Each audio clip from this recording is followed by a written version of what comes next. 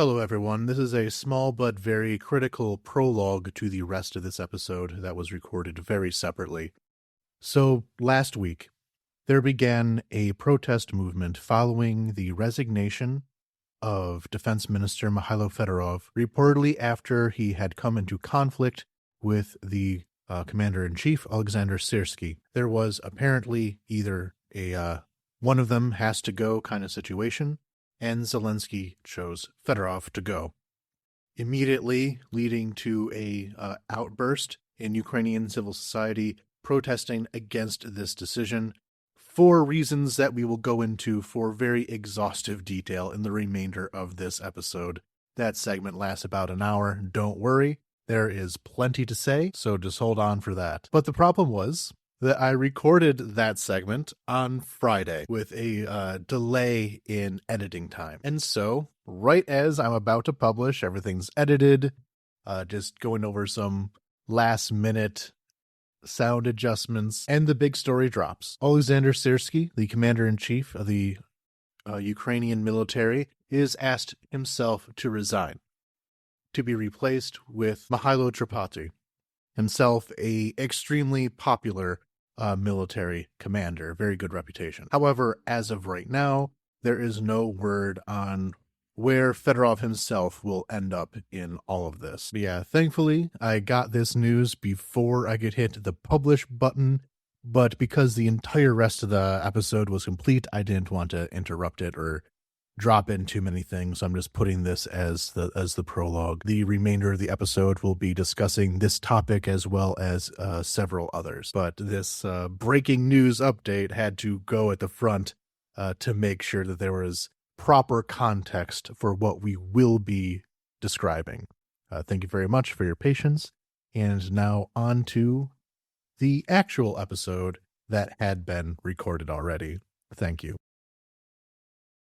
Hello and welcome to the July 18th edition of Ukraine Without Hype. I am Anthony Bardaway. And I am Romeo Kratsky. Yeah, we got Romeo back for this one. And so through this episode, our main topic will be this government reshuffle that is happening in Kyiv right now, and the protest movement against the removal of Defense Minister Fedorov, followed by some stories on an assassination in Monaco, which is far less glitzy than a James Bond movie would make you think. Some updates out of the United States and the passing of Senator Lindsay Graham, the latest sanctions package in Europe and the difficulty in passing it, as well as some updates on Poland. The 2.5-hour episode last week, not enough, apparently. More things to mention about Poland. But first, Romeo, your neighborhood recently had a very devastating missile attack on it. Yeah, so this was a little over a week ago on basically the night of July 6th, there was a mass missile strike using, I think, primarily S-400s and Iskanders. We, at the time, the government told us later, didn't have Patriots. So none of the missiles were intercepted. And one of the missiles fell onto a munitions dump stored pretty much in the middle of a residential area of my neighborhood, the Kyiv suburb that I lived in, Vishnava. It was pretty bad. I live not so far, Vishnava, just to give you a sense. It's a very small suburb, about 60,000 people. You can walk from one end to the other in, I don't know, about half an hour, maybe 45 minutes maximum. No, it's not a big place. So the strike was felt throughout the entire neighborhood. Obviously, it wasn't the missile itself that caused the damage, but the fact that it hit what has apparently turned out to be rather sizable munitions dump. Those munitions cooked off, shut off, debris caused additional damage. So around 9 people were killed in total, which is honestly a lot less than one would expect. Anthony and I walked around, surveyed at least a bit of the damage a few days ago, and a lot of buildings were just entirely blown up, though it was piecemeal, and we'll get into kind of my speculations for why the damage wasn't as extensive as I would have guessed. Not to say it wasn't extensive. There are tons of buildings that are just completely burnt out. There were also a bunch of like light industrial and warehousing areas right around there as well. Those are usually built out of cheaper materials, and those are all basically gone. So it was a pretty widespread thing. But there are nuances. Around 600 people were evacuated. The Kyiv Oblast administration said that over 250 houses were damaged, 20-something apartment buildings. So the strike itself didn't really cause this level of devastation. The Ukrainian media was reporting that the strike had damaged around 13 hectares of residential area in total, which probably is true if you stretch it out to damage, to minor damage far away. My apartment is currently on kind of the other end of Vishneva, and even here I have a little latch on my window to keep it open, but not open entirely. That latch got completely bent out by the blast wave. So I guess if you extend it to like minor damage, you probably do get about that area. Now, as for why there was a munitions dump next to a residential area, that's a little harder to answer. I mean, I say harder. It's not really harder to answer. The answer is negligence. The strike occurred on a factory that's known already to the Russians for creating munitions, for not munitions, but weapons. It's a weapons factory, and the Russians had already struck its location once before. And I actually think that we should point out here that one of the reasons why Vishneva would be the center for this kind of industrial stuff is that it is the major rail line that leads into Kyiv, goes through Vishneva, started out as a railroad town, essentially. And so if you're doing logistics, that is the place to put stuff if you need a factory or a warehouse or something that's not like in the middle of the city. It is, like I'm from in the industrial Midwest. There's a lot of towns outside of Detroit where I'm from that sprung up around the railroad. My town actually started around originally like the highway, and it was made to service the logistics of Detroit, more or less. That's what Vishneva is. Yeah, pretty much. It was, and honestly kind of still is to an extent, very much a railway town. And that factory had been there since Soviet times. Actually, in the Soviet Union, I think it was known for making vacuum cleaners, but obviously they had retooled it at some point. So this was the second strike on that area. However, despite the fact that it is a weapons plant located, next to a residential suburb, after the first strike, which I don't remember what year that was, Anthony was actually there at the time. Yeah, I was there. So this was almost immediately after the liberation of the Kyiv region, and getting to Bucha was still very difficult because the bridges were gone. And so I wanted to go to Bucha, but I had to take the long way around, essentially. And Vishneva is basically the halfway point between where I live and Bucha, so I tried to make that my waypoint there. And it was that night when this factory was hit. I just remember almost literally jumping out of the chair when this explosion happened, because it just shook me to my very soul. But that was the maker of the Neptune missiles, I believe. The Neptune missile, yeah. The Neptune missile, which had just recently destroyed the famous Russian warship of the Moskva. Yeah. Yeah, we just sent the Moskva down, and I guess the Russians decided to hit it back. Yeah. I was told, however, by workers that following that strike, the production was moved underground, which apparently left a lot of above ground space now to be filled with whatever people want to store there. So the plant itself belongs to Ukroobоронпром, the overall Ukrainian national defense contractor.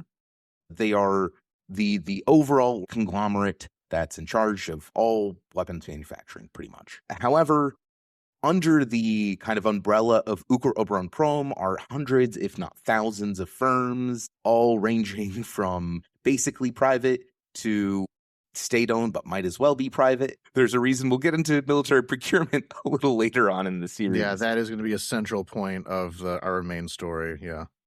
So according to authorities who investigated the thing, there were two defense companies that were using that same territory as the plant, and they had improperly and illegally stored munitions above ground near a residential area.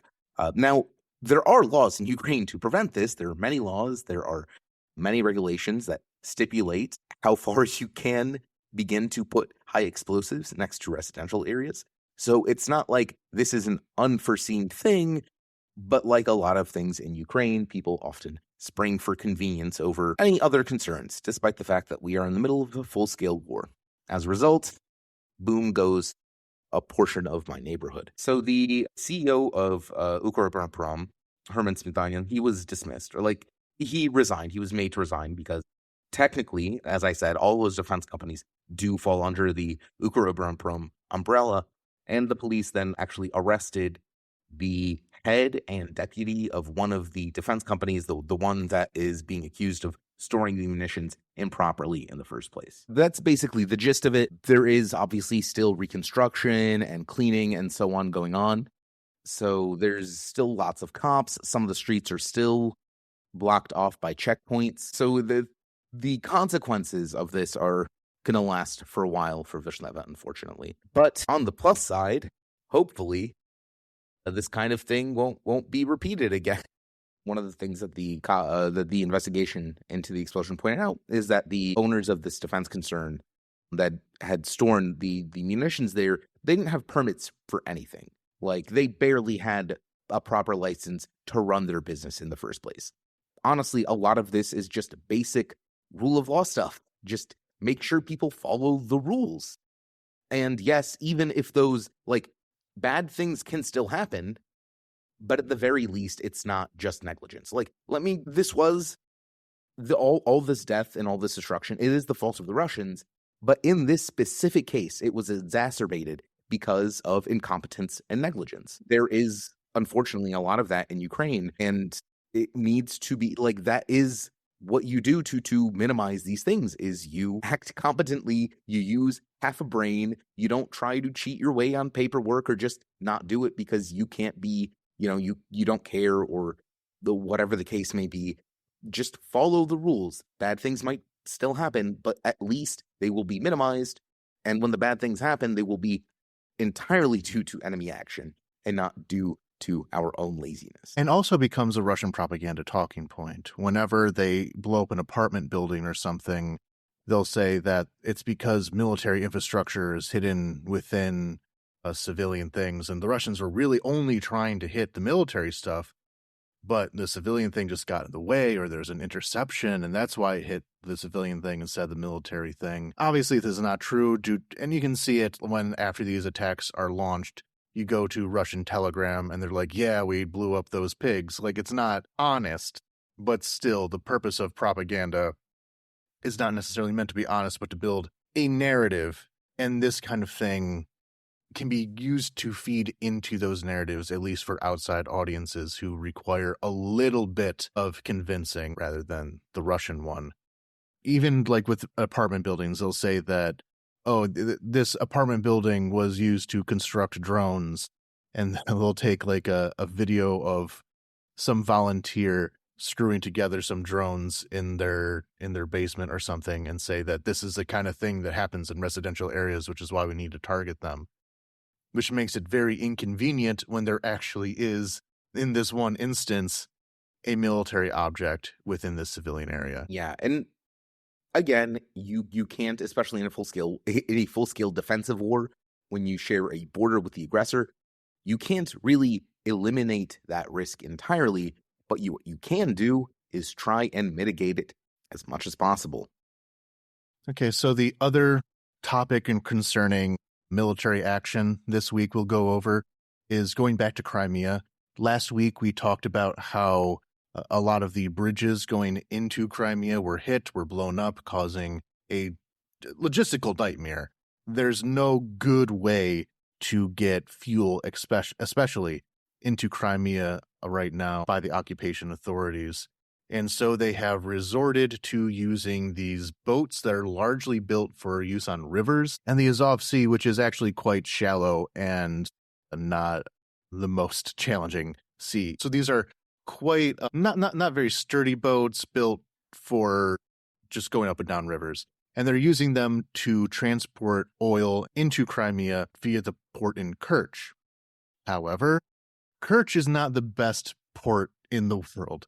It's quite small. Historically, the main port there has been Sevastopol, and on the opposite side, on the Russian side of the water, there is Rostov and Novorossiysk, and in the middle, Kerch is just a small commercial port that is not built to be the singular input for the entire region, leading to these boats being backed up quite a lot, having to wait in line due to the lack of dock space that they can be brought in on, meaning that there's all these boats leading into Kerch. They're just sitting there, full of oil, and the Ukrainian armed forces have taken that opportunity to just blow them up, sitting ducks in this case, leading to even more oil shortages. Last episode before last, we talked about this in more detail in how this is especially devastating during summer because Crimea exists to be a summer resort and really not much more in the Russian imagination. And the elimination of the tourism trade really, really, really damages the local occupation authorities there. Meanwhile, the Russians have stepped up their own attacks in the Black Sea and have been hitting the Odessa harbor quite a lot. And Odessa, unlike Kerch, is a major commercial port. So far, there have been 11 deaths the last I saw, and it has severely reduced the ability of Odessa as an export terminal. Since the Russians were essentially driven out of the Black Sea, the ability to export through Odessa had returned to normal-ish levels, which has kept the Ukrainian economy going as much as it can be. But now, due to the extensive attacks on Odessa harbor, on terminals there, it means that it is now facing a problem, a crisis, really, of being able to get insurance. And in the world of naval security, insurance is everything. If ships can't get insurance to go into Odessa, they won't go into Odessa. And at the moment, that is starting to become the case unless better countermeasures can be put into place. It also does a number of Odessa's tourism, just like Crimea. Odessa, obviously one of the main tourist locations in the summer for Ukrainians, and prior to full-scale, not just Ukrainians, but it's very painful for me personally to see. I've always loved Odessa. It's felt the most like New York, considering where I grew up. So I've always loved Odessa, and I've pretty much gone there every single summer since I've been in Ukraine since 2014. But this summer, it's just way too hot. We even went last summer, and there were a couple attacks on the center while we were there. But it's just, again, it's way too hot, and with the Russians stepping up attacks in the Black Sea and trying to interdict our shipping just as we are interdicting theirs, anywhere near the coastline is becoming really fraught.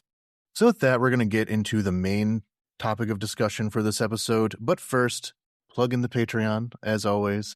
If you would like to support Ukraine Without Hype, you can go to patreon.com/Ukraine Without Hype and join our list of supporters, where you can contact us on Discord, give input on the episodes, ask us any questions that you may have, and just keep updated on Ukraine more broadly. And you can support our primary employer, the New Voice of Ukraine, at english.nv.ua, and join their Patreon at patreon.com/NVUA. Presently, I'm working on a short video about this protest topic that will come out probably before this episode is released, about how the protests right now are absolutely not against continuing the war effort, but we'll get into that at the close of this one. So once again, that's patreon.com/Ukraine Without Hype. And back to our topic. So the tradition has become July. We have protests, and this one is following last year's as well. So Romeo, can you describe the situation within the government that is leading to these protests? Yeah, of course. It's, quite frankly, one of the most important stories in the country, and it's going to be one of those stories for a while. So a few weeks back, reports started coming out that there was going to be yet another reshuffling of the cabinet. These have become distressingly common in the latter years of the Z administration, as Zelensky continuously tries to juggle people that he thinks he can control into different positions and play musical chairs to make sure no one gets too angry at anyone for too long, or anyone is able to stay in one place for too long to build up an independent power base. Among news of this reshuffle, which at first it concerned only the prime minister, Yulia Sviridenko. She was rumored to resign, and she did resign. We didn't hear much about the other posts and the other ministries. People had expected not much to change. Maybe this Sviridenko would be swapped out for another yes man, but no other big issues. However, that has been the main condition of her premiership, is that they really just needed someone to warm the seat, really, with the exception that she was quite good at dealing with the Americans. And the position of prime minister in Ukraine is less strong than it is in many countries. It is considered a strong presidential system, with the prime minister really being the one to oversee the cabinet more than a power position in itself. But she was even less powerful than many of her predecessors. But that's what they wanted. They wanted someone to just hold the position, be a proxy for Zelensky within the cabinet, and just keep things going. However, the reason that she needed to be gotten rid of, is probably that has been leaked into the Ukrainian media, has been that Zelensky wanted someone who take more initiative, someone who could whip the government and the parliament into more shape, considering the fact that they have really been slacking quite a lot recently. So this idea that she was put in place to be just the nodding yes woman, and then when they got what they wanted, they didn't like that either and had to replace her for someone more proactive, in theory. It's just a very funny and unfortunate situation for her. But ultimately it means that the PM being swapped out was not considered a huge breaking news story in Ukraine or anything. No one was concerned about it. Yeah, precisely. We've covered enough on this podcast, the kind of chaotic nature of Zelensky's personnel decisions, honestly, even prior to the full scale. It seems to be a part of his management style. So this was honestly not that surprising. However, earlier this week, or late last week, I believe, Zelensky had gone to Parliament to talk to the members of his ruling party, Servants of the People, or Slugi Naroda. And as the president sometimes does, he goes there and explains to his party what the government tries to do, what his intentions are, how they can support him, etc. And at this meeting, he raised the point that he is planning to fire the Minister of Defense, one Mykhailo Fedorov. This was, of course, only rumors at the time. All we had were insiders who were just leaking these the details of this meeting, so it was hard to tell just how serious Zelensky was about this topic. Now, Fedorov, it was no secret in Ukraine that Fedorov, who is very young, he's 35 years old, he's an IT guy, he had, prior to government, he'd done IT work. He's been in government for a while. He headed the Ministry of Digital Transformation and is seen as one of the architects of Ukraine's digitalization, which is apparently pretty advanced to the rest of the world. Yeah, it's one of those things that as Ukrainian, it's hard to picture. Like tech people and government people come from elsewhere in the world to study the DIA app, which is quite well liked. It's just interesting. We took some of the initiative from Estonia, helped a lot on that. They were kind of the leaders in digitalization. But Ukraine, very digitized country, and Fedorov has a lot of responsibility for that. Yeah, he played a huge role there. He is a very well-liked guy. And 6 months ago, he was appointed as defense minister, going from the Ministry of Digital Transformation. Fedorov immediately started making changes. And like I said, it was no secret that his reforms had started to butt heads with the general staff and with the commander-in-chief, the top general of the Ukrainian military himself, Oleksandr Syrskyi. This was known because obviously whenever you're making changes to a very conservative, stolid institution, there's going to be pushback. It's entirely expected to be so. And furthermore, there was an obvious difference in the philosophies of these two men. Fedorov, like I said, he's an IT guy. He is very much a modern IT bro. He cares about metrics, dashboards, numbers, and so on. Has very little patience or understanding for the, let's say, traditional networks of influence that otherwise comprise the Ukrainian officer corps and thus the general staff. Now, we didn't know this at the time, though that's what the rumors were suggesting, that the conflict had grown to such an extent that Zelensky was no longer able to mediate between those two sides, and he was forced to make a decision whether to force the nation's top general to step down or to force out this young reformist defense minister. And on July 15th, when the government was officially dissolved and the list for the new ministers was leaked, it turns out Fedorov was not on that list. And this kind of kicked off this whole shebang. One of the reasons that people have come out in such force for Fedorov specifically was because of the understanding that the only reason, or let's say one of the core reasons that we have been able to hold on and hold our own against the Russian military is our embrace of high technology, especially drones. Every single Ukrainian knows how important the drone war is to our efforts. Every other, I would say 2 out of 3 or even 3 out of 4 fundraisers are for drones.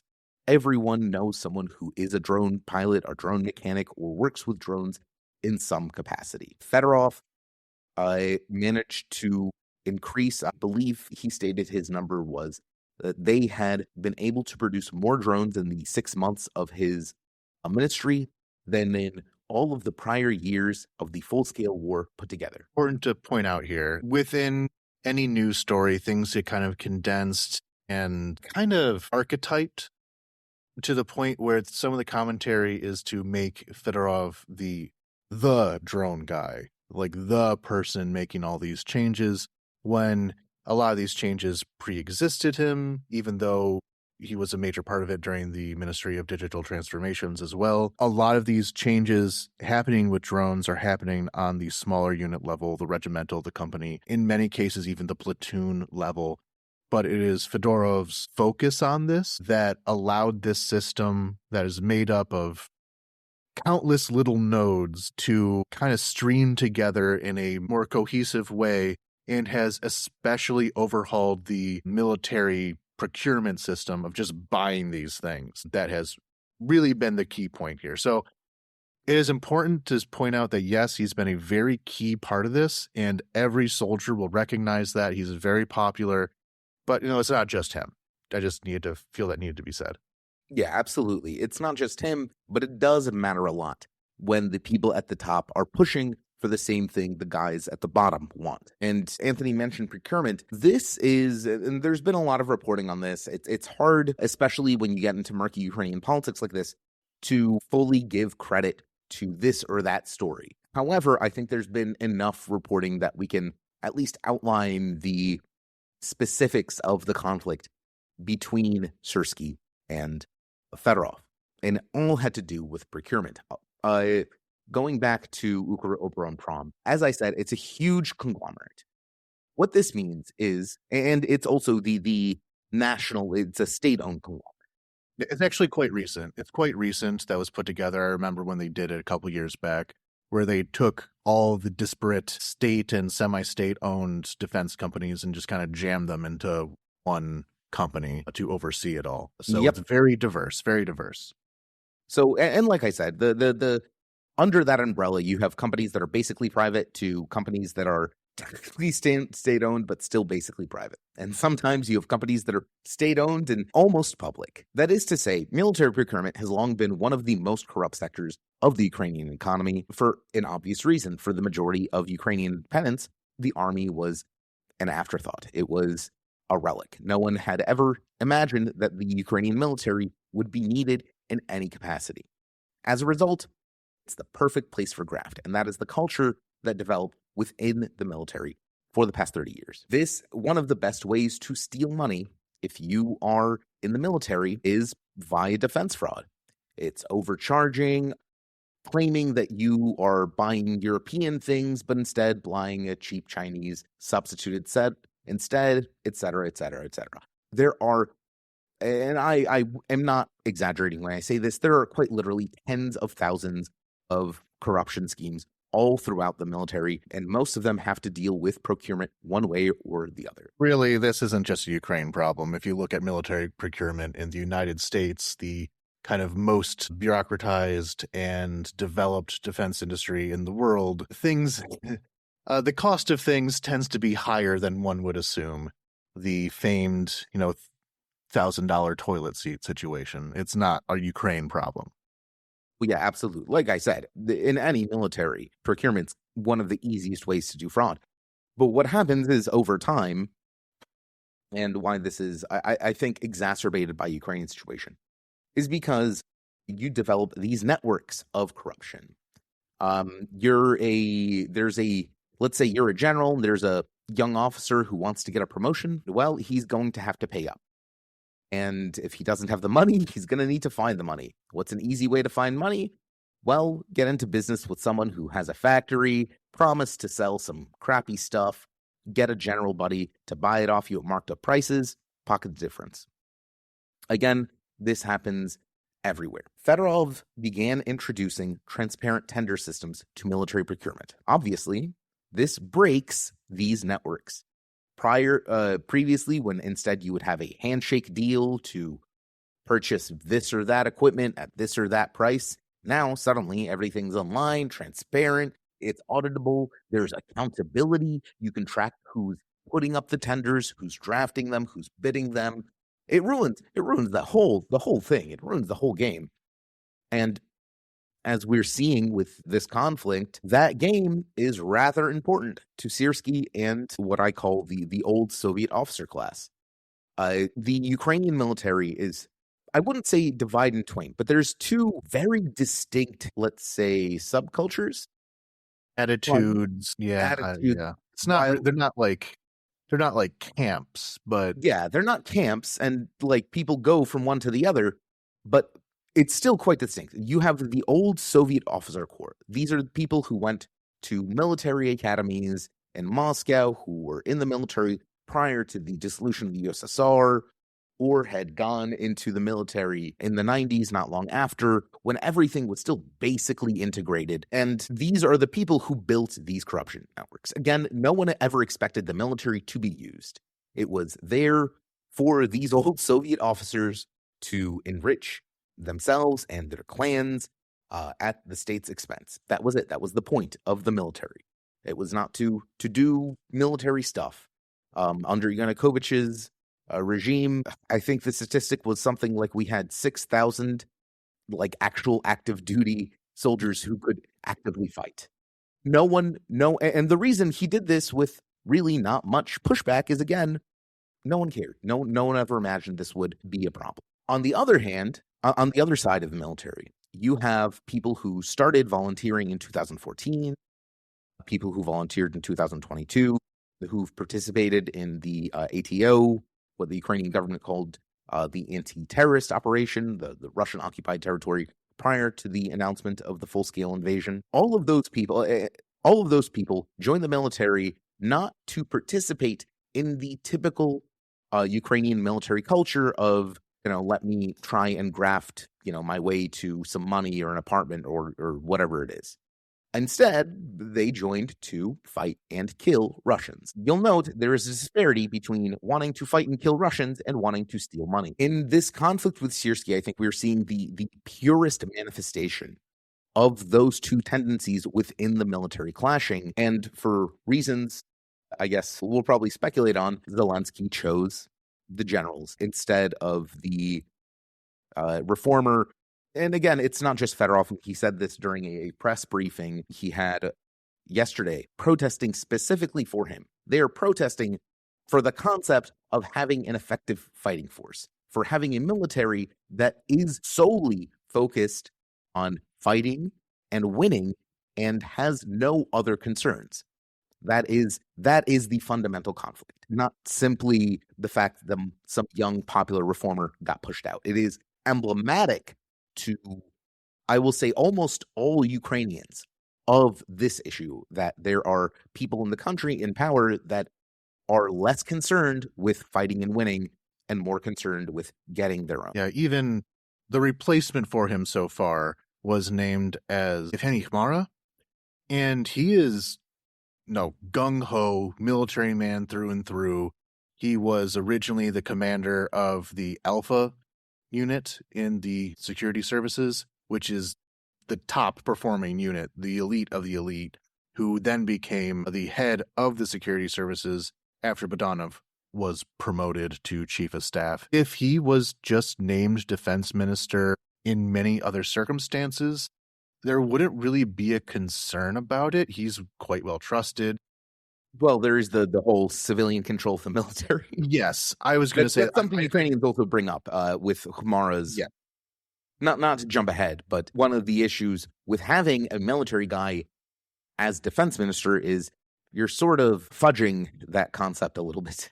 Yeah, might as well just get that topic out of the way now. We don't have to say too much about it. It may become more of an issue later. But yeah, the benefit of Fedorov was that he was a manager. He was a guy who ran big businesses, big organizations.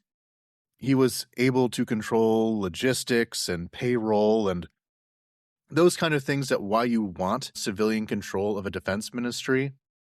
You want someone who will be there to run it efficiently and not necessarily as part of a military hierarchy. The HR department can't be operating solely at the whim of any other department, because then that will cause problems within the functioning of the bureaucracy. You want a manager. And Mara, great soldier, great spook, but not tested as a business manager.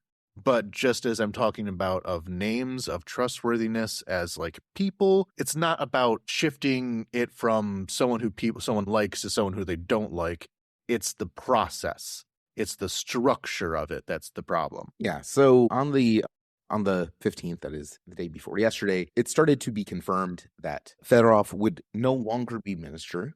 Early reporting suggested that he was offered the post of PM but turned it down because he wanted to stay at the ministry. He's in the middle of a lot of reforms, or he was in the middle of a lot of reforms that his team had initiated. Obviously, he'd only been in the role for 6 months. It's reasonable to expect that he has a lot of things going on that kind of need his personal attention. But it was confirmed that he was not on the list for the next government.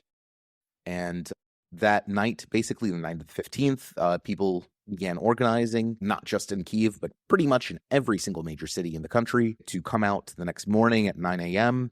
and begin protesting against the government's decision to remove Fedorov. And they were all calling to reinstate Fedorov. And those are the protests that we've been seeing over the past few days. It's a pretty major protest. Yeah, I was there yesterday, and as of recording, we're recording in the afternoon on Friday. It is scheduled for 8 p.m., so this will be released after I've been there. If anything big happens at the protest, I'll drop in a little update or something. I don't expect too much to happen. But one thing I certainly noticed is that a lot of the demands being made at the protests were not even necessarily about Fedorov, even though people say no, Nash Cossack, Fedorov, all that kind of thing, so much as anger at Syrskyi. It's more anti-Syrskyi than pro-Fedorov. And that was the conflict, as we described, is that apparently Fedorov said it's either him or me, and Zelensky went with Syrskyi instead of him. And the complaints against Syrskyi have been piling up a lot, as were reflected in the signs. 2 episodes ago, we did the massive scandal within the Skelya unit about this regiment that's essentially his Praetorian Guard, and the massive abuses and hazing and very strange treatment of mobilized people in that unit. That's become a major problem within Ukrainian society, within military culture. This is a massive scandal, and Syrskyi's name is all over it because it's his personal unit, more or less. And then an update on that story was that the 155th was commanded by a alumna of Skelya, and they just had a scandal where their commander, or former commander now, and several other of his inner circle were arrested for kidnapping and murdering people and press ganging people into their unit independent of the mobilization service. huge scandal that goes to the corruption within these units that are most directly connected with Syrskyi. So this is a bad time for him. As I said, Syrskyi is absolutely a Soviet general. He went to military academy in Moscow. He had started his military service in the Russian Red Army. And one of the reasons that this story has angered people so much is because it is almost exactly the same as the horror stories that you get out of Russian military units. There is a known factor of Russian military culture called Dedovshchina, basically the rule of the grandpas. What this is referring to is the hazing culture in the Russian military. Basically, when you go into the military, you are no one. You're less than a slave. You have to be used, basically allow yourself to be used in quite literally every single sense by the more senior members of the military before you're even giving a modicum of respect. And this goes from violence to sexual abuse and beyond, economic extortion, kidnapping, every single horrid crime you can commit of. This is a regular, expected, and known part of the Russian military.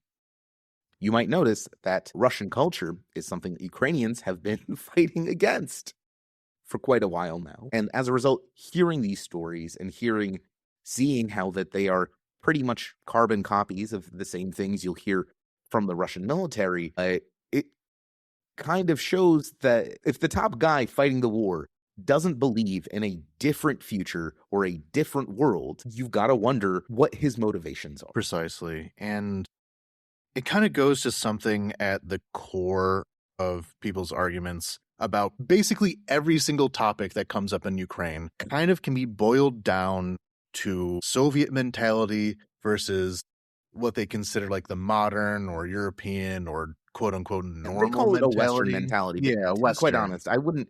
It's not really Western. It's Western as interpreted by Ukrainians.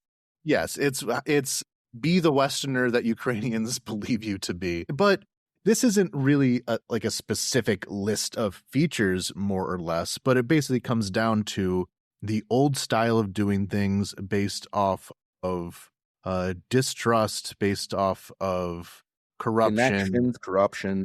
Yeah, versus some kind of meritocracy or something like that, of rule of law. And in so many ways, so if we think of like social issues, where both the liberals and the conservatives, when they make their point, they say that they are the modern Western way of doing things, and the other people are the Soviet way of doing things. Like at the LGBT protests and counter protests, the homophobic protesters said that like being gay is Soviet.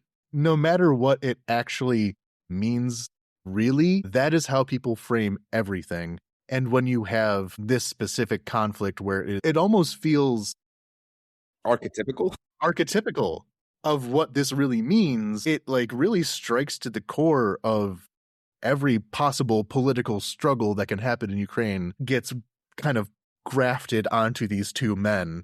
And it's not wrong.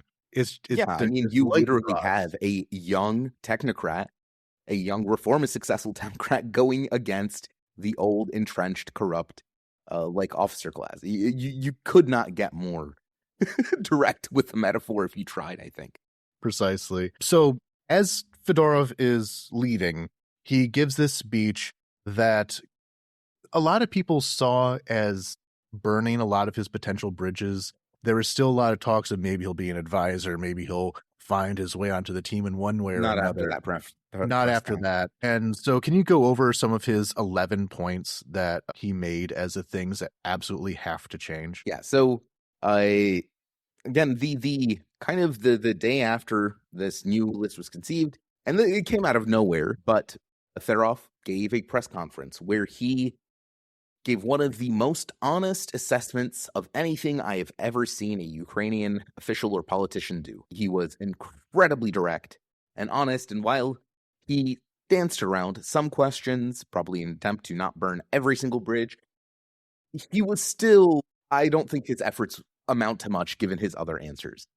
One of the first things he said in this press conference is that Syrskyi has to go. Syrskyi is a threat to our victory of this war. He directly said this, that Syrskyi is is the problem that is keeping us back from achieving the successes that he believes that we can achieve. A direct attack on the country's top general. On top of that, he then listed, like Anthony said, about 11 other major issues. So the first, and mind you, pretty much every single point that he raised, I have not heard a single person argue them or claim that it's even overblown. Pretty much every point that he raised, everyone is 100% in agreement on that this is a major, major issue. The first point he raised is that our military fights tactically, not really strategically. He adds that we are starting to act operationally, but first let me break down what that means. The Ukrainian military, despite the fact that we seem to have a centralized military structure, doesn't really work like that. Battlefield commanders are given a lot of latitude to act within their designated areas of operation. On top of that, there is a lot of, and this is one of the points that Fedorov raised, there are so many layers of bureaucracy and command that it becomes impossible to tell who is actually responsible for overseeing this or that given operational area. If a counterattack fails, who's responsible?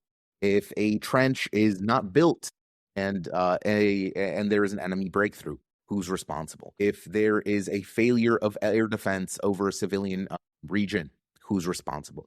According to Fedorov, there is no answer to these questions because of the incredibly diffuse bureaucratic structure, because of all of these extra layers of administration and management over everything. So, as a result, the Ukrainian military fights very tactically. People act on their own independent initiatives, and while coordination is improving, it is still a far cry from an actually centralized NATO-style military. As he said, fundamentally, we are still fighting tactically. And this is connected to this last point. His next point was that Ukraine's core system has not fully taken shape. What he's referring to is a new style of organization, basically to band together more independent units and have the ability to centralize operations in a kind of cohesive and a rational manner instead of trying to contact the commander of 50 different commanders of whatever brigade in this 5-kilometer space in the front line or what have you. This is all to improve coordination so we can actually do things. The problem with individual initiative is it's very difficult to do large scale activities, and thus we haven't in a while, but you still need to. This is a full-scale war. You need that level of coordination. As Fedorov pointed out, there are corps that are constantly having their command staff rotated every other month, which means that you don't have the battlefield knowledge, that gained experience and wisdom. You do not have that passing on. It just gets lost. You don't have the cohesiveness between officers and soldierly, you lose any building relationship you might have had with the NCOs in that corps, with their officer staff. And again, all of this is critically important to the well-functioning of a military. The U.S. military, for all of its faults, does act in a very coordinated and centralized way, which is a large reason beyond all of the technological advances that the U.S. military has.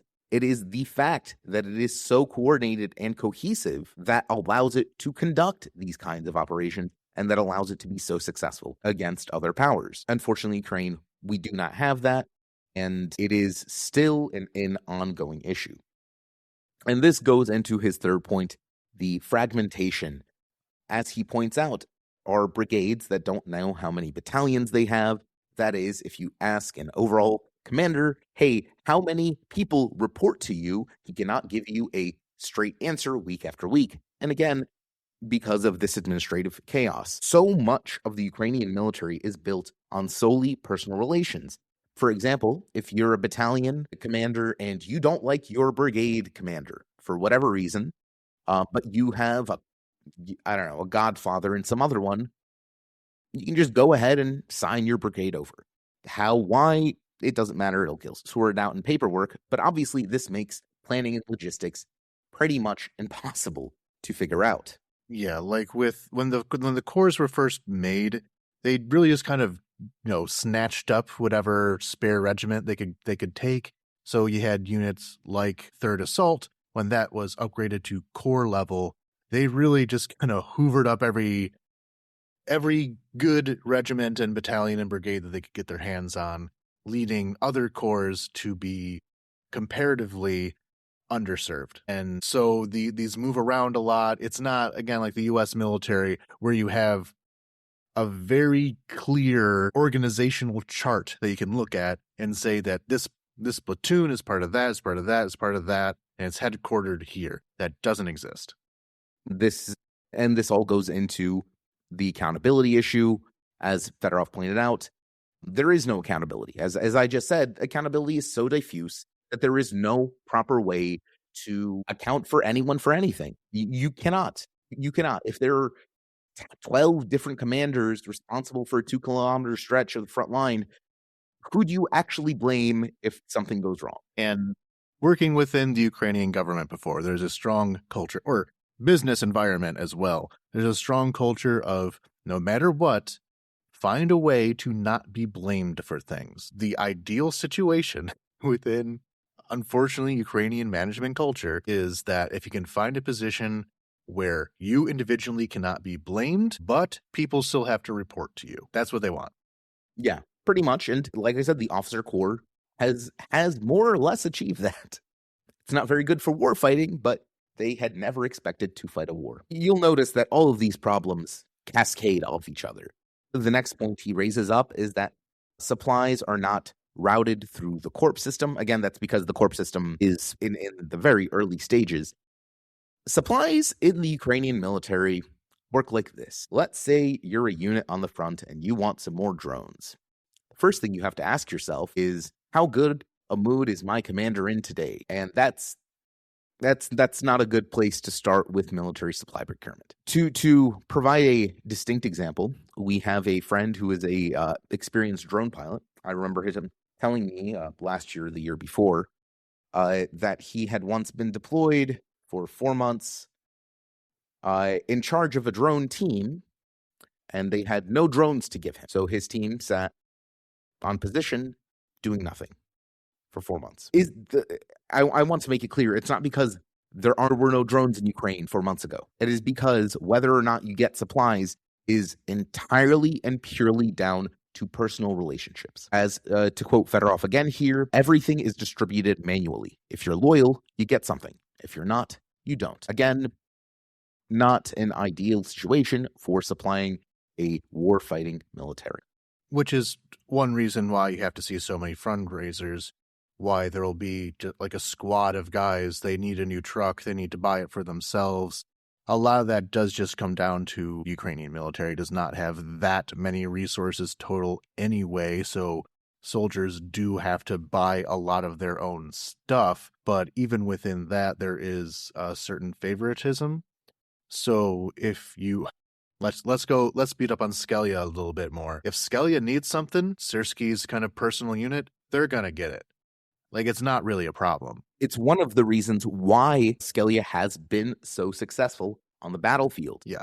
Whereas if you are part of some unit that doesn't make the news, no one really hears about, doesn't have 100 mechanized Marine brigade. Yeah, like there's a lot of these. Goliath or something. Yeah, there's a lot of these that you'll probably never know about because it's just a normal unit that does not have a press office or anything like that to try to get the word out of what they need, that does not have the right connections, that whose officers are not part of the old boys network. And for them, a lot of it has to be self-funded, or if they put these requests in, it takes forever. There's no one to push their application to the front of the line. And so they still need that truck. And so they need help paying for it. And unfortunately, that comes down to a failure in hierarchy. A lot of this has to do, especially in the military, with the instinct to not get blamed. Let's say, for example, you are an officer in charge of some vehicle lot somewhere in Western Ukraine, and it's your job to send out vehicles to units that need them. What happens when those vehicles get blown up? Someone's going to get blamed for that. There's going to be a loss recorded. Even if someone isn't blamed for that, there's still going to be a loss recorded, and you're responsible for replacing it. You're responsible for the upkeep, maintenance, and replacement of those vehicles. So this is a bit of a downer to recount. Going on to his next point, meritocracy is not rewarded. As he points out, if you are any way popular in the military and you gain any kind of public popularity, the general staff will put you somewhere where no one will ever hear your name again. He raised the specific example of General Mykhailo Fedorov. Fedorov was kind of a rising star in the military alongside Zaluzhny. I believe they put him somewhere on the Kharkiv front, and I have not heard his name for until Fedorov raised it like yesterday. I have not heard his name for a year. Quite famous as the guy who saved Mariupol. During the battle for Mariupol back in 2014, there's a very famous video of a BMP breaking through a Russian barricade. This battle was, a lot of small arms. It was based on people putting little barricades in the street and having gunfights over them. And there's this very, very famous video of this BMP crashing through the barricade with Ukrainian flag flying and leading the charge against the Russian forces there. And that was him. That was him who did that. Yeah. Very, very popular guy, very well liked. As Fedorov says, if you succeed, you become a star, and then you hit a dead end. Syrskyi received his third reprimand. Goodbye. Sorry, Syrskyi. I think after this speech, there'd be a fourth reprimand for you. I don't want that to happen, but we have no choice left but to talk about it. And again, this directly goes to Fedorov himself. Meritocracy, the way Ukrainians perceive this conflict is that meritocracy is punished, not valued. As a result, and add this into the culture of avoiding blame, as he says, it's impossible to carry out any kind of really systemic project. A massive systemic change, reform, whatever. You run into stakeholder after stakeholder of just people asking, oh, why do we need to do this? How would we possibly do this? No. This is too complicated. It'll mess up too much things. Let's set it aside. Let's make this easier, but let's soften this down. But you need to make the Ukrainian military, as I hope we've passed along, at least in this episode, is highly dysfunctional. It isn't highly dysfunctional. And we are in year 5 of an existential war that still has absolutely no sign of abating. This dysfunction cannot be indefinite. The Ukrainian nation, the Ukrainian people cannot afford this level of dysfunction for all time. In peacetime, it was ignorable. We barely funded the military anyway. We are fighting an existential war. His 9th point was that human capital is being worn down. He put this a little diplomatically, I guess. What he means that is we are taking a lot of unnecessary losses. Fedorov claimed that his team had done a lot of loss analysis. However, none of that data, all the data that his analysts engaged in, all the reports, everything that they did, no one in the general staff cared. Their decisions are made, according to Fedorov, purely based on loyalty. Again, not an ideal warfighting situation. As a result, this goes into the blocking of initiatives. As he said, in his 6 months at the Defense Ministry, they were not able to change the organizational structure, which I hope our listeners understand what that means now, because the general staff refuses to approve it. And then he lists the most basic kind of the very common bureaucratic obstacles that you will encounter in Ukraine that every Ukrainian is familiar with. There's a name that's written incorrectly, or there's a field that's filled in a little bit not right, or the general staff just puts it at the bottom of their inbox and never gets around to it, just gets lost in the paperwork. As a result, these things just don't get done. It just doesn't get done. And when you hang out around a lot of soldiers, both foreign volunteers and Ukrainian volunteers are mobilized, the whole stretch of the bureaucratic options of the ways people can be a soldier, everyone has a nightmare story dealing with the bureaucracy. Every single person, to the point where I've known people, foreign volunteers, who just gave up and left because they were left in a bureaucratic limbo. Experienced guys, war fighters who are in, the thick of things and Bakhmut and all that stuff. But, we don't quite know where you fit into the bureaucratic structure at this particular moment. So they're left in this weird place for a few months where they can't really do anything. And they say, well, forget it. I'm gone. This is common. Exactly. And especially foreign volunteers, they absolutely do not have the connections they need to get their case pushed through. You need connections simply for your case to be raised. You need someone with influence who is willing to actually go and say, hey, do this now. And if you don't have that, no one will ever do this. This ties into his last point here. The last huge problem here is the constant dishonesty, as he says it, that the kind of media space around the military and a lot of the official communications put out by the military is just constantly lying. And again, that's his words, not mine.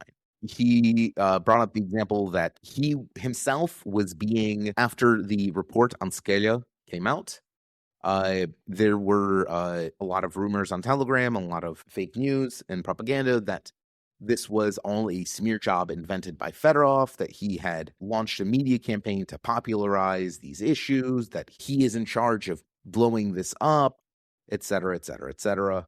I think it is the important point on this here is that when he's talking about dishonesty in the media, he's talking specifically about Ukrainian media. And this is something that a lot of foreigners don't see because, they don't speak Ukrainian, where there's a lot of these, Telegram channels that exist almost solely to serve as the media mouthpiece of this or that politician. And you're not always sure which one. You can kind of guess, like if you can figure out this Telegram channel is attached to Bankova or this political party or something like that. But this is all internal. And as a foreign audience, most of our listeners are American more than anything else, but certainly English speaking. The media that you get is almost entirely somewhere between critical of the government through outright oppositionist. We're obviously talking about this quite strictly. New Voice of Ukraine, when there was the last election, it was kind of softly on the side of Poroshenko and has had some frictions with the government over that kind of thing. Kyiv Independent has run into some pushback from the military regarding some of their investigations. Basically, everything that you as a foreigner hear comes from opposition media, more or less. You don't really get the pro-government rah-rah stuff because none of it's in English. And even state-owned media or state-controlled media, such as United 24, their entire English language editorial staff took an off day to protest. And that is a media organization set up by Fedorov specifically to help Zelensky. And I think a good way to put this is that most of the media, at least the media as it exists in ways that foreigners hear, is a legacy of Maidan, of civil society, of the military volunteer subculture, that kind of thing, which almost by definition will be at least a little bit antagonistic against the government. It is, by its very nature, a protest movement. But those are the 11 points.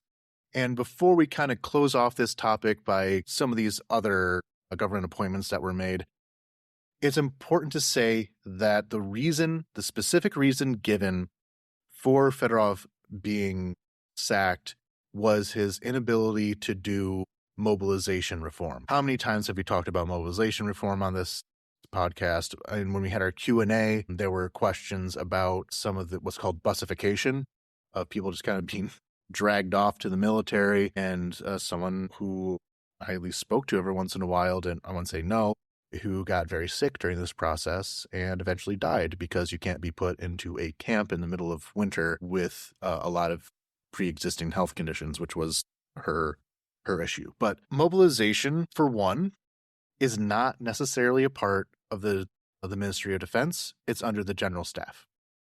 So that is, as far as the hierarchy goes, more a problem of Syrskyi's than Fedorov's, but it was given as a reason to sack Fedorov. And a lot of the reason why people avoid mobilization that leads to these problems, which leads to a lot of the AWOL cases, is because of the culture problem that we've been talking about that has emanated down from Syrskyi as being the top guy, being such a part of that system. It comes down to people knowing about how Syrskyi works, where people are abused, and their lives can be treated cheaply. There's a lot of people in this country who, if they knew that they would be better taken care of, if they knew that they would receive good enough pay to support their families, and so like their wife and kid doesn't get put out on the street, would be less resistant to mobilization.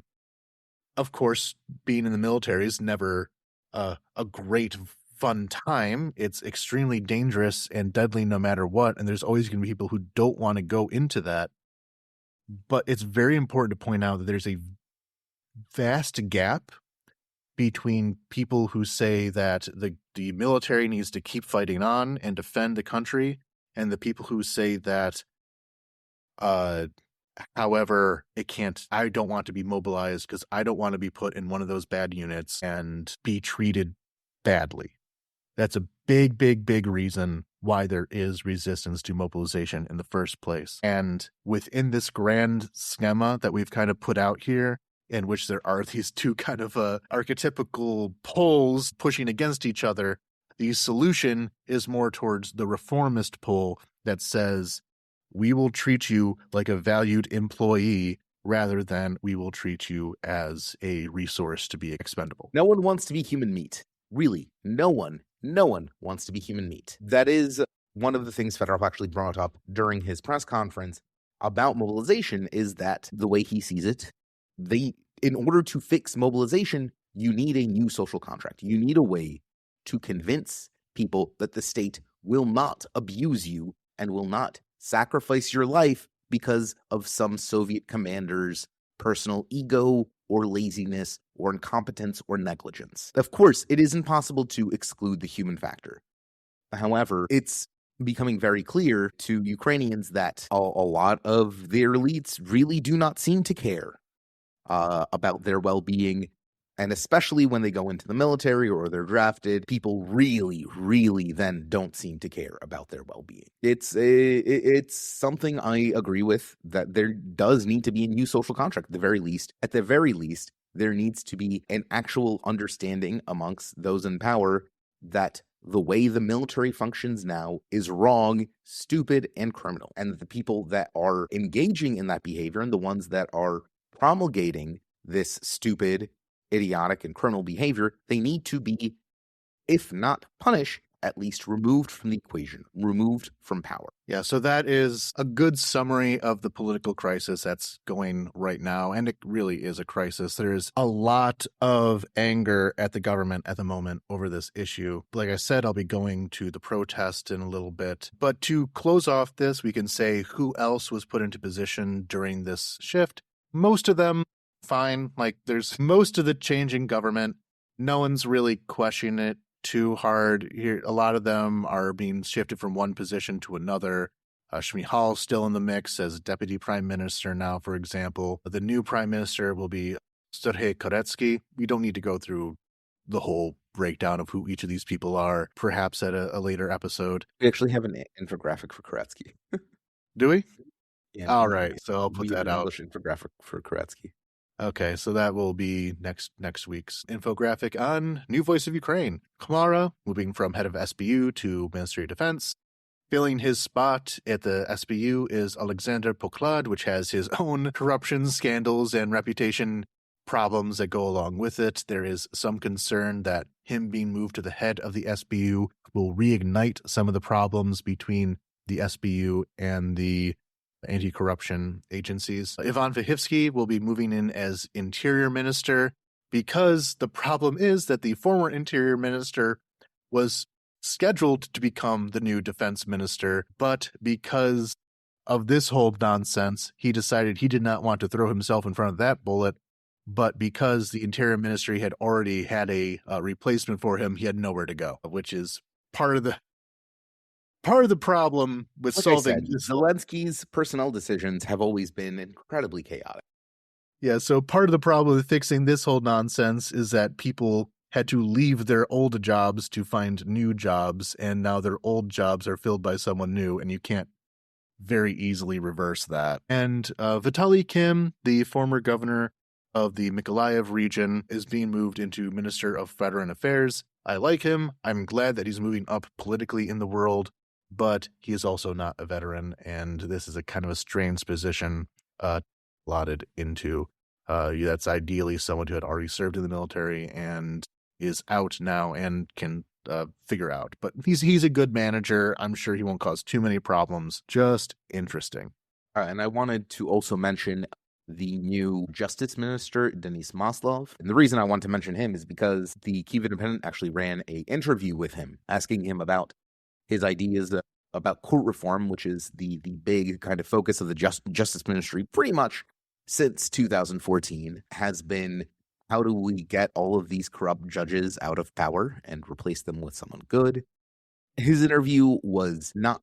The interview was not flattering. A lot of the questions focused on a specific reform that is also EU required that they call it an integrity test. Basically, judges would be required to answer a pretty in-depth questionnaire that could later be used, A, to check whether the answers in the questionnaire are actually valid, and B, if the judge is then accused or suspected of impropriety, the integrity test could then be used to show that here the judge is, knowingly lying about declaring their assets or their ties to the Russian Federation or whatever else. Maslov, however, defended basically a complete neutralization of this law.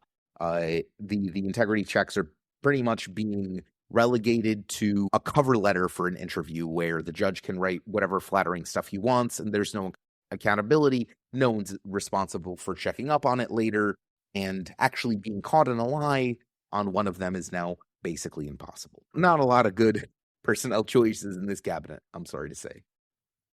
But next up, we'll have something of a true crime story, an assassination which seemingly had nothing to do with the war or politics really at all, but nonetheless rather gruesome, and that is the assassination of Vadim Yermolayev, who was killed in Monaco. Vadim was an oligarch, not the top level of oligarchs. In 2020, he was the 23rd richest person in Ukraine, meaning that he wasn't exactly Metov or something like that, but definitely among the wealthiest people in the country. And that was largely concentrated around the city of Dnipro, especially as a real estate developer, along with a bunch of other holdings, in particularly the construction industry, seeing as how he is a real estate developer first and foremost, as well as agribusiness, with some of his agribusiness holdings being in Crimea.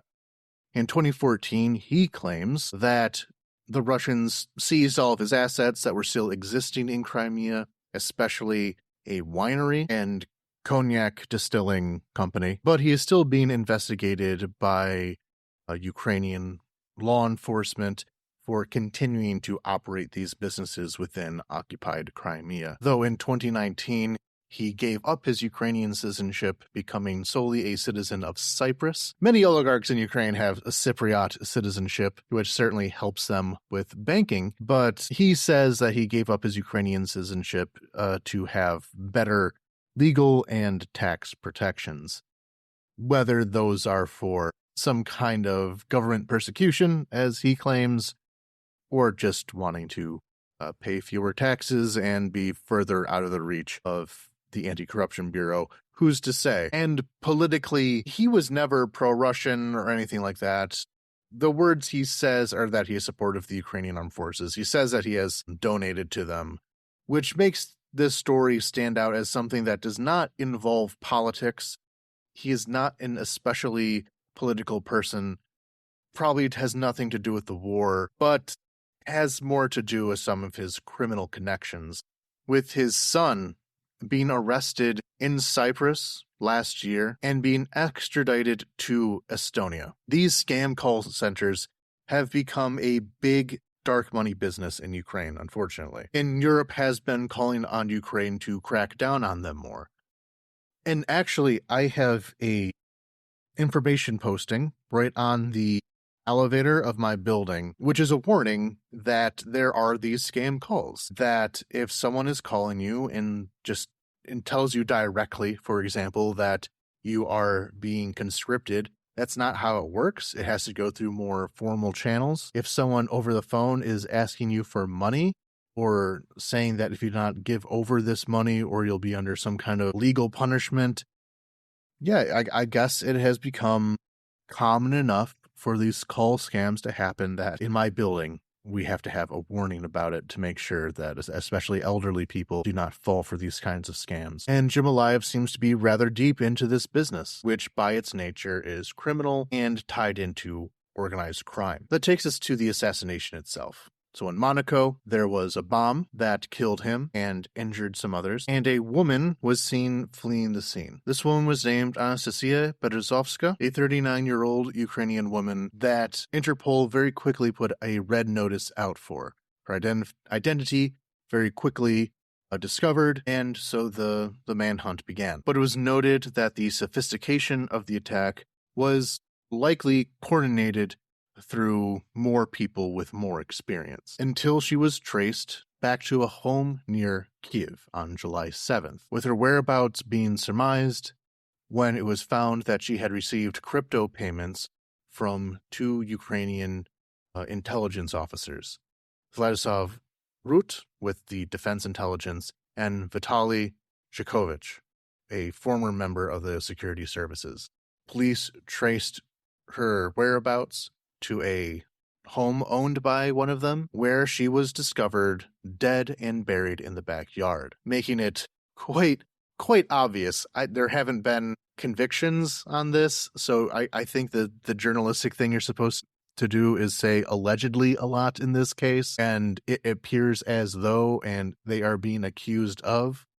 So I'll say that it seems very much likely that it appears that these two members of the Ukrainian security intelligence infrastructure had contracted the hit out onto this woman, and when she was discovered and was being tracked back to them, they had her killed to shut her up, allegedly. Investigators also state that when they went to this home, the basement was what they described as, quote, a torture chamber. So this was a kind of a horror house designed to get rid of people such as her. Pretty much all reporting since then has claimed that it has nothing to do with anything political, and this was clearly an act related to organized crime, particularly through this call scam business that was going on. The simple fact of the matter is that the security services have long been tied into organized crime.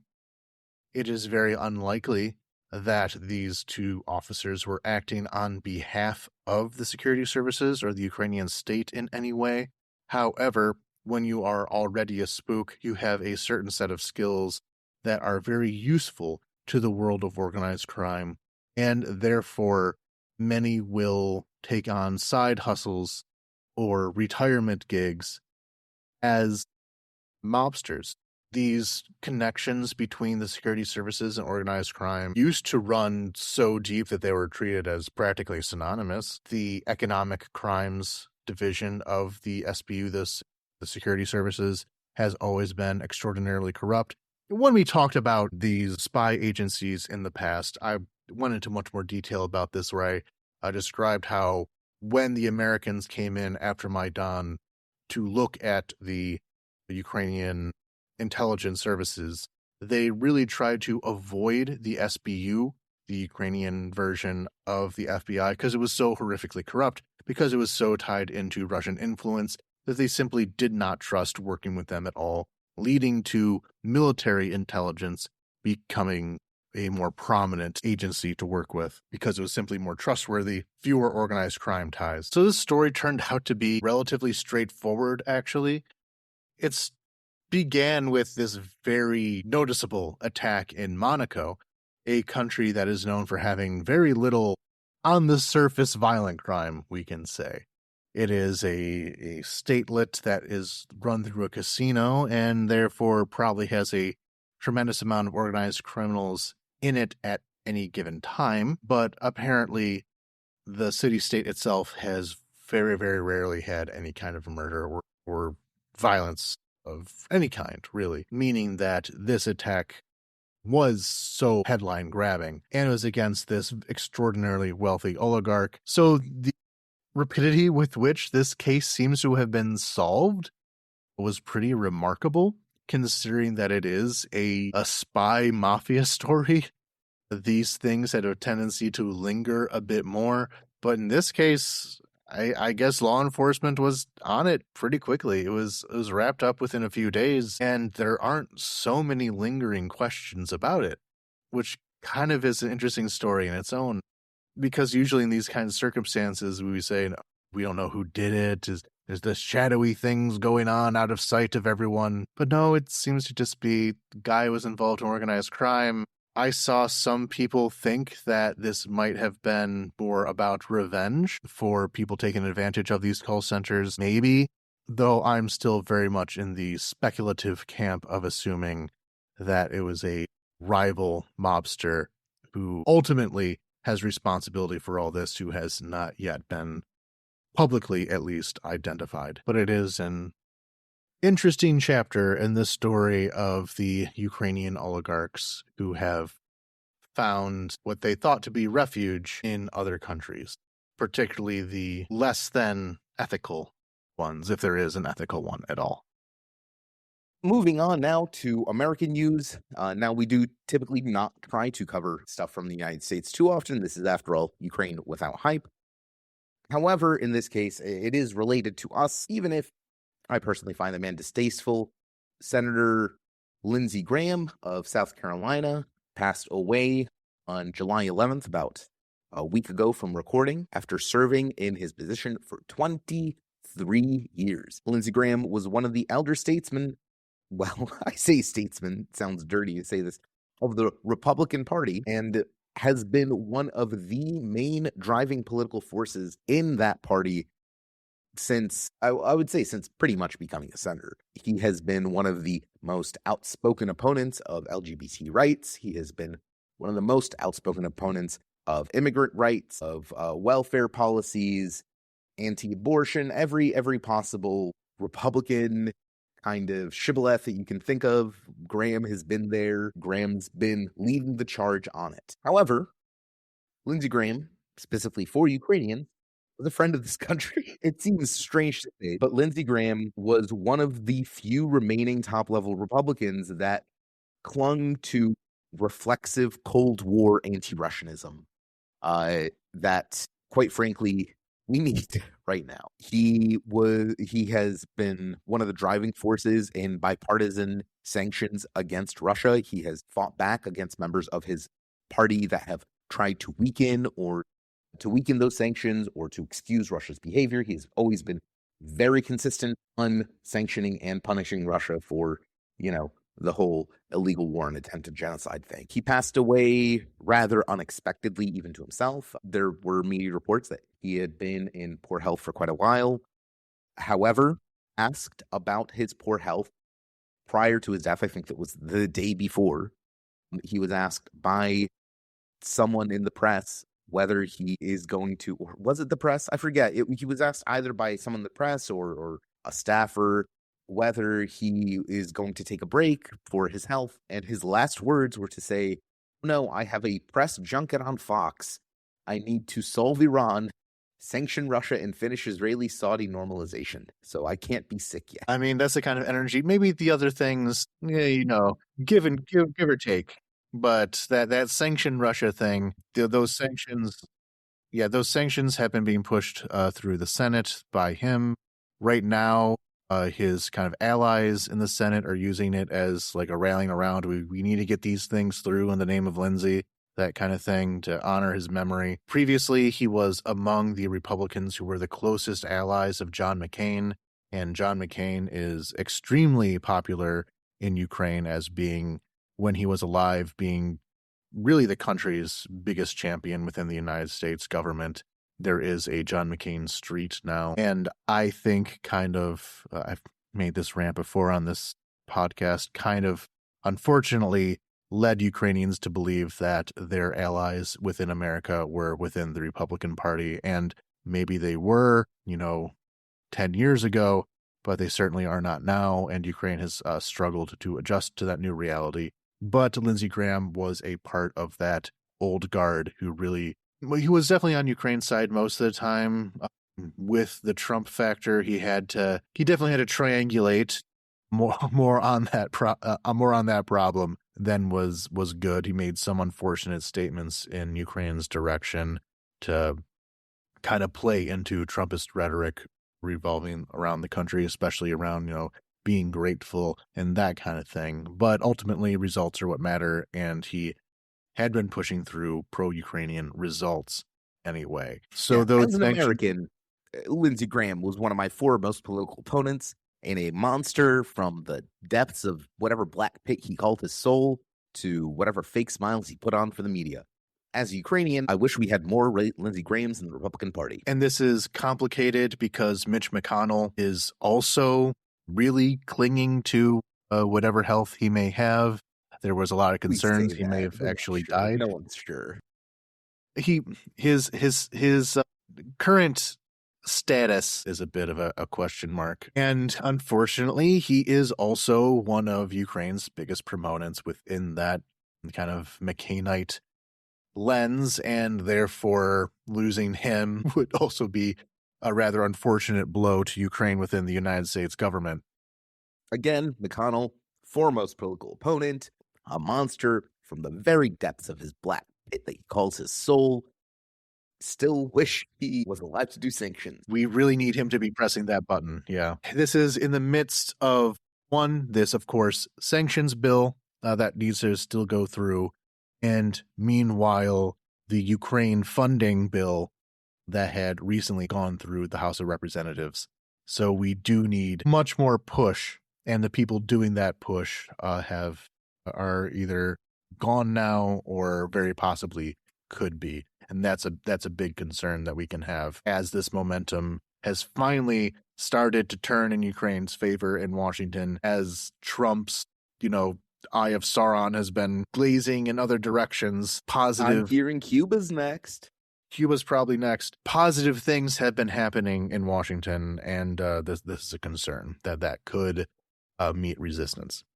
Yeah, because you have to remember that there's a big contingent of the Trump administration that is actively and openly pro-Russia. For example, J.D. Vance, who is actively and openly pro-Russian. He, with the kind of removal of these two Republican leaders, that wing of the Trump administration is only going to get louder and more influential. Though I do want to make this a very specific episode on its own, so I'm not going to get too into detail on this. I have a lot of ideas of how this is working, in that with the Iran war, kind of the Vanceite portion of the party has also taken blows. So it will be a question of who has taken the least amount of damage, is the Kremlinology right now happening in the U.S. Going from America over to Europe, last week was supposed to be a deadline for the next round of European Union sanctions against Russia. But as always, everyone has to get their little carve-outs to sanctions, stalling the process. And we are still waiting for whatever the final form of whatever the sanctions package will look like. But there are two that really stood out as things blocking some of the more critical sanctions. And those are Bulgaria and Greece. And just keep in mind, though, I am singling these two out. As always, every country in the EU was trying to get something in as well, but these are just the primary ones. So Bulgaria was the first to really stand out as going against some of the Russia sanctions. This is immediately after they had declared that they are no longer part of the, quote, coalition of the willing of countries supporting Ukraine. But we kind of went over this a few times since the election of the new government there. The new president, Radov, is a very historically pro-Russian figure, has made a lot of statements about how Ukraine just needs to go to negotiations, and why are we not having negotiations when there clearly have been negotiations continuously. But I continue to think that Bulgaria's role here is not so important. The government does remain very unstable regarding if it will be replaced at all at some point. And they kind of already gave everything they had to give. In that first year of the war, a lot of the Ukrainian stocks came from Bulgaria. The Bulgarians really emptied out everything that they already had to give to Ukraine already. And there is not even a rumor that Bulgarian defense contractors will stop doing business with Ukraine. they make weaponry in Europe, and if you make weaponry in Europe, your end customer anyway, will eventually be Ukraine. That's just how the business operates. So I don't see a change to that happening anytime soon. What they had to give had already been exhausted, and what they are making is going to Ukraine anyway, just on, German, French, Dutch payments. But that was already how things worked. So it's not a real change, as some have been panicking. But these sanctions, they demanded two exceptions. The first was Oleksandr Fedorov, the former head of Lukoil, from 1993 to 2022. Bulgaria had formerly been very heavily reliant on Russian oil, but they have weaned themselves off of it over time. And the former infrastructure owned by these Russian interests in the company had state administrators put over them. So it is not as reliant on Russia as it had been in the past, but those political networks still do exist, and they do exist in the president's office. So it is very likely that the president was doing a favor for an old ally in that way. And the other exemption that they tried to get from the sanctions was Patriarch Kirill, the head of the Russian Orthodox Church. Bulgaria is an Orthodox Christian country, and the conservative Christian political establishment there remains attached to the Russian Orthodox Church. Within the grand split within Eastern Orthodoxy between Moscow and Constantinople, Bulgaria lies somewhere in the middle, but they do not recognize the Orthodox Church of Ukraine, as the church there is very Russophilic. Therefore, putting sanctions on Patriarch Kirill would have been a very big ask for a conservative Christian Russophilic political force that is currently in charge in Bulgaria, unfortunately. But the other holdout for sanctions is Greece. Well, the Odyssey is coming out. I intend to watch it sometime soon. It does exist in some theaters here in English, in the original. But just as in ancient times, today, Greece is still the centerpiece of the world shipbuilding industry. Greek shipping barons are extraordinarily politically powerful in Greece itself, and are some of the richest people in the world. It's kind of interesting to think about the struggling nature of Greek economy as a whole compared to the iron grip that they have on global shipping. I should probably look into explanations of how that works out.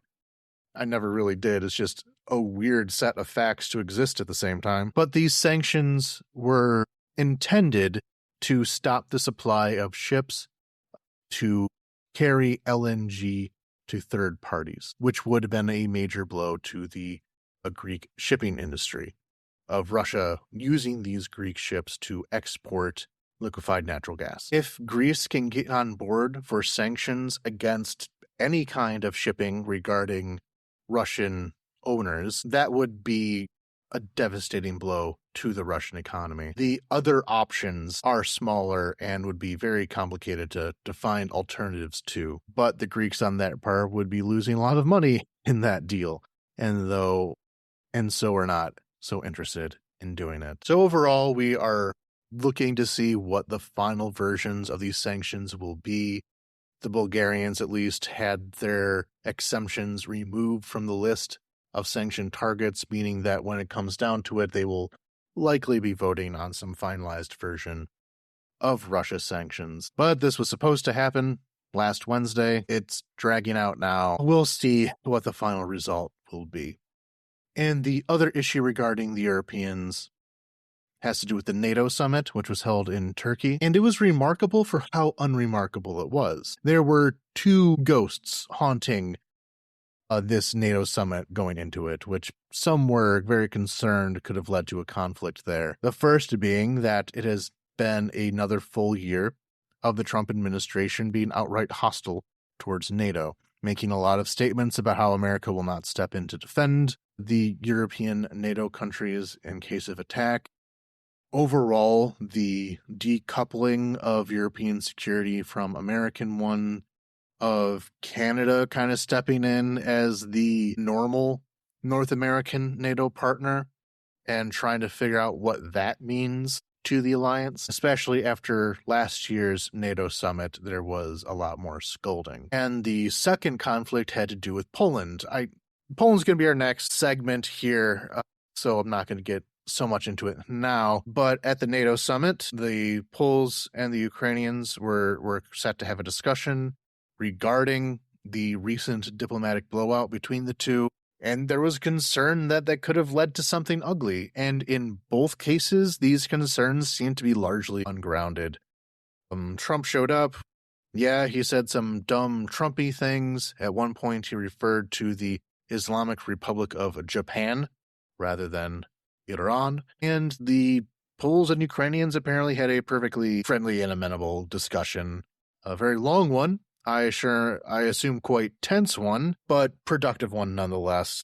So neither of these current concerns panned out, and the NATO summit as a whole was pretty rote by the books. Here's the amount of aid that we're going to be pledging towards Ukraine. Here we're going to work together for things. But there was no big blowout. There was no Trump standing up and saying that he's going to cede all of Europe to Russia if they don't respect him, and how he's going to invade Denmark or something. That didn't happen, thankfully. And we'll finish this off with a update on the situation with Poland. Last episode, I talked about Poland for 2.5 hours, the longest episode we ever did, and that 2.5 hours was certainly edited down from a much longer recording. Not losing content, of course. It's just that when you speak into a mic, it takes longer than the final edited content. But that means that I am less inclined to talk about Poland in so much detail right now, but there are some things that did come up. And the most important has been the very depressing and sharp increase in harassment against Ukrainians in Poland. I had mentioned it had already begun in the previous episode, but has gotten to some pretty disgusting heights right now. Some of these situations of ethnic harassment have become more noticeable than others. There was one of some Ukrainian girl just talking to her friend on a bus, and some, random drunk guy kept yelling at her. There's been some assaults, but it's really being pumped up in Polish right-wing media, though different parts of the Polish right have started to realize what's happening and are having very different reactions to it. And I guess we can call it the mainstream right. There have been a few Polish politicians who have said, we have our disagreements with Ukraine, but that doesn't mean you can go around harassing random Ukrainians about it. And to be fair, before I go on with that, the government so far has been responsive to this. In most of these cases that made more news, there have been arrests, and rather quick arrests. So I'm not going to denigrate the official Polish response in that way. It's not as though they're just allowed to do it. And these mainstream right, center-right politicians have been trying to kind of downplay it. I think they've kind of realized that, to be cynical, that promoting this kind of violence makes their position look worse. They can't be the ones saying, yes, go attack random Ukrainian teenagers and not look like monsters. But they kind of let the cat out of the bag. They are the ones who have been pumping up this imagery of Ukrainians being so evil about it in order to work on this populist messaging. And people are supposed to hold back on what the follow through on what that often is. That is how ethnic violence works. It begins with this denigration and dehumanization before proceeding on to harassment and then violence. This is all very well known how this goes, and they began to roll that rock down the hill. And they haven't exactly stopped with that either, but things have improved. I'll get to that in a second. While the far right, under the Confederacja party, the Confederation, have completely just been leaning into it. Every Confederation politician, parliamentarian, activist have been justifying these attacks, have been building up stories about how the teenager in question, for example, was being disrespectful and had it coming, and made all these AI videos of her smirking and egging the guy on based on nothing AI video is terrible for the low information environment that we are often in. But Confederation have just been complete monsters. It's unexcusable. Any cooperation with Confederatia is just an absolute disgrace after how they've been handling this, of promoting attacks on people and saying how they're going to kick them all out of the country, and the normal right-wing populist anti-immigration stuff that you often hear that is not unfamiliar in the United States, unfortunately. So it was really only a matter of time before it reached these disgusting heights, considering what it's been building up to. But yeah, there have been some overcooking on this in other ways as well. The candidate for prime minister, who is a presumptive next prime minister if the PIS party wins, Przemysław Czarnek, set to cut off all aid to Ukraine until it takes a, quote, humane course. Everything at all, wants to leave Ukraine up to Russia's devices until Ukraine takes a humane course, whatever that is supposed to mean. Just weird stuff. And this did get him a rebuke from Yaroslav Kaczynski, the unofficial head of that political movement, though officially he's just a parliamentarian. That was taking things a bit too far. This right wing of the PIS party spooking the adult wing of the PIS party, because that's kind of what it has come down to. There has been within the Polish conservative movement and Polish politics in general this tension between being last episode we used the word mature country with regional hegemonic ambition that can only be achieved through diplomacy and cooperation, and sees a lot of benefit in being respectable in that way. And this underlying far-right populism that only exists to antagonize getting in the way of that. And so we have this conflict bearing out quite openly in this conflict between Czarnek and Kaczynski. Even though Kaczynski himself has said some pretty wild things as of late about Ukraine, there are limits on how far that can go, and he is losing control of those limits. While the ruling Polish government under Tusk has pointed out for what this is, that is just repeating the Russian line and explaining how the right-wing opposition has been going nuts and being very irresponsible, and to the point of being pro-Russian, which is something you're not supposed to do in Polish politics, but right-wing populism is as it will always be. And this has all been drummed up by this huge disinformation campaign.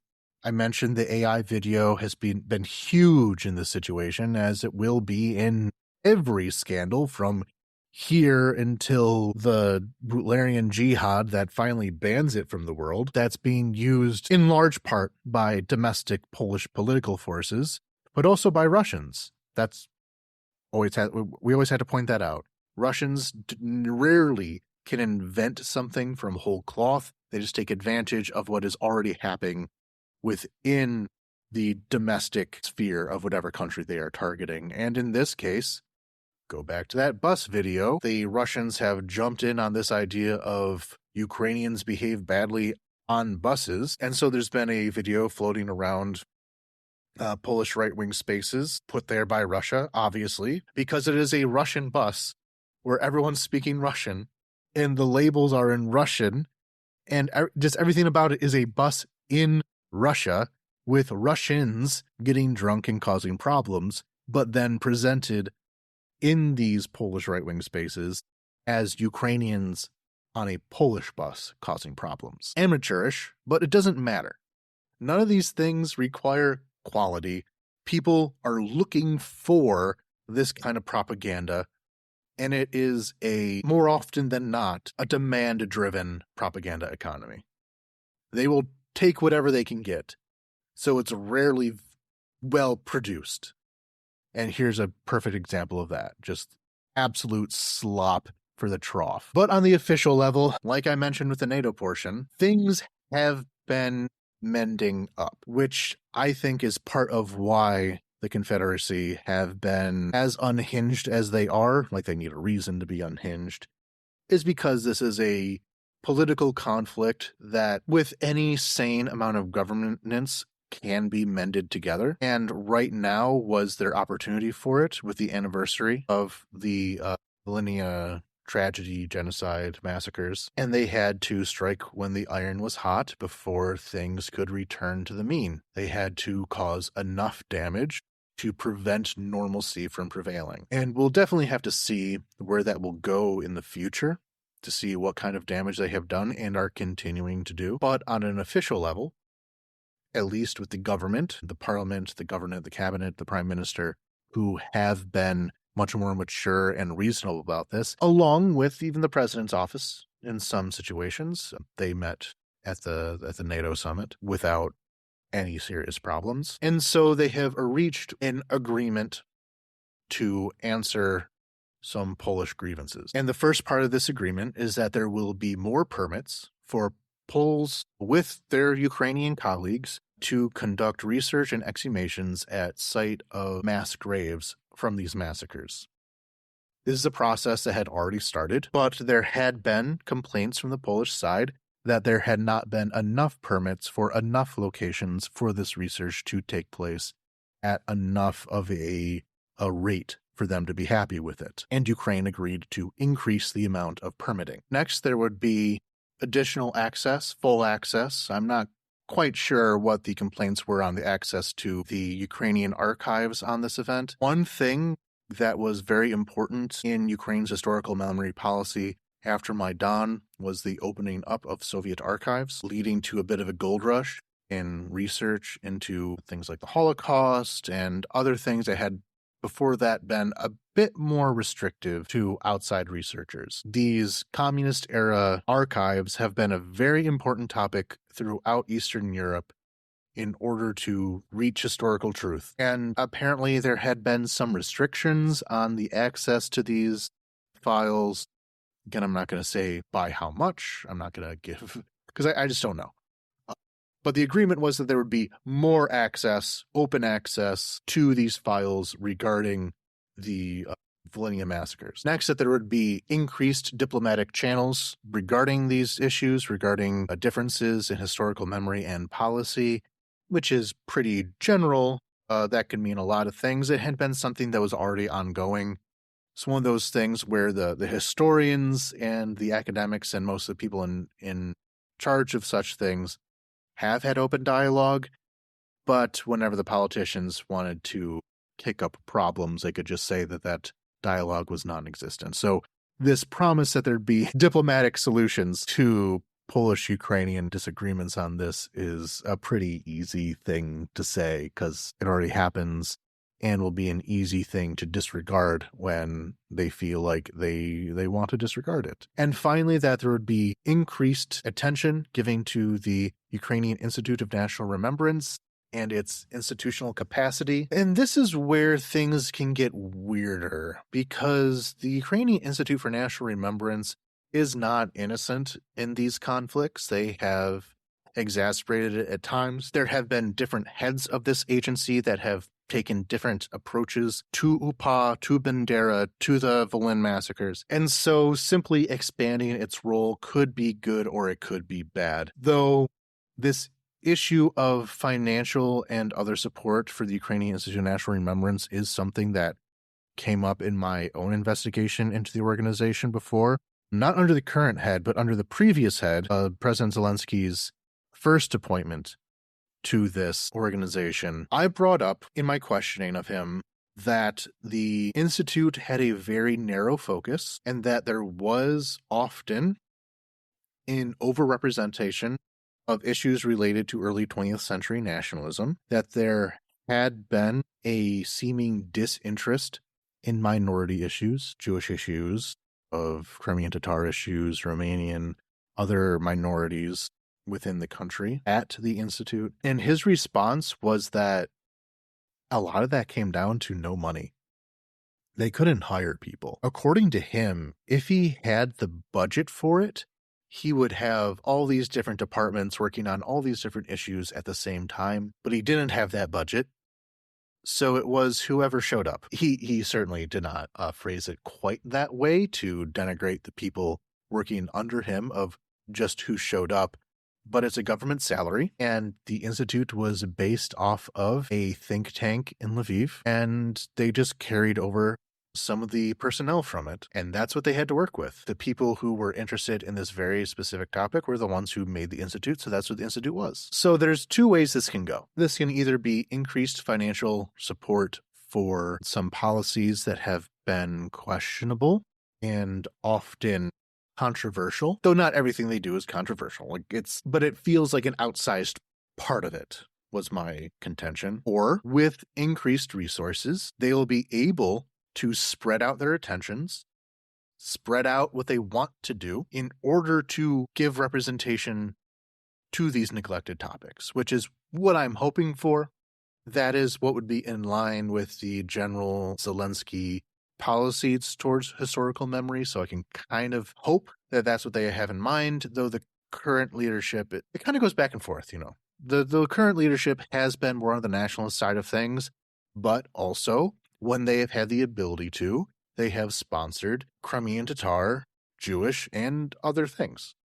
It's a thing that's in their field of interest. It's a thing they want to do. I hope that with financial support, it can be something they actually do. And overall, within Poland, this bounce back is happening. It will be a running problem, especially as some Polish politicians decide that they have to triangulate their stances to make the ultranationalists happy. And as we get closer to future elections, that will probably ramp up further. But even within PIS, Przemysław Czarnek seems to have lost some standing because of his position on cutting aid to Ukraine, with some of the center of power within that party seemingly drifting towards the former Prime Minister Morawiecki. He was the Prime Minister when the invasion happened and supported Ukraine in that all-important first year. So in the time since this last episode, I have been given more hope that things can be repaired and stitched back together. And I will carry that energy into the future, if nothing else, to try to manifest it into reality or whatever woo-woo nonsense you want to put on that. Being too pessimistic about these things often steers it towards reality, if nothing else. Well, that brings us to the end of this week's episode. Thank you very much for listening. Once again, I've been Romy Kukratsky, and that's my colleague Anthony Bardaway. If you'd like to support our work, please sign up for Patreon at patreon.com/UkraineWithoutHype. Or if you'd like to keep up to date with the latest happenings on Ukraine in English, feel free to read the New Voice of Ukraine. That's english.nv.ua for the most up-to-date news on Ukraine in English. And a shout out to our great patrons who keep this all going. So thank you very much to Randy McNerlin. The voices in my head are from Big Pharma, Kyle Smith, Damaska Medusa, Giorgio, David Shepard, Ivana Kukratskaya, Mike, Kevin Alberton, Michael Drucker, PLM, Arminius, T. Bart, Barbara, Devi, Anonymous, Michael Wickman, Jenny Louise, Marguerite, Dmitry Liffin, Dennis Napalm, Vivek, James Burke, Allison Chainsaw, Big Meg, Elizabeth Hughes, Nick Nyazin, Andy S., John Gates, Nicole Ford, Sanjay, Grace Krause, Laura De Leon, Had to Laugh, Jacob Hoem, Chris Bennington, Lemmy Grove, James Wise, Alex Grochmal, Ada McDonald, Jerd, Victor Matei, Scott Tokaryuk, Etienne Soleil, Anastasia, Captain Technical, Evelyn, Veronica Aim, Julia Lindsay, Emily Bavona, the Beyond Barbarossa podcast, Anonymous, Subtle Knife, Marianne, RDK, Tanya, Laurie Halila, Christopher Yee, Lemoninkin, Demetrio Munoz, Ursula Zolenkoff, Noah Brown, Glowing Wind, Can Dystopian Fiction Please Remain Fiction, Marcus Nashkis, Andrew Glenn, Zay Perry, William, Abel Lenz, Dana Jones, Joseph Araloni, Yellow Duck, Anonymous, Bucktron 2021, Florian Kunkel, Matthew Rowe, Bill, The Big Chinchilla Lobby, and Hero. Thank you all very much for your support. Anthony and I really appreciate all of your support. And as always, take care and goodbye. And until next week, Slava Ukraini. Heroям слава!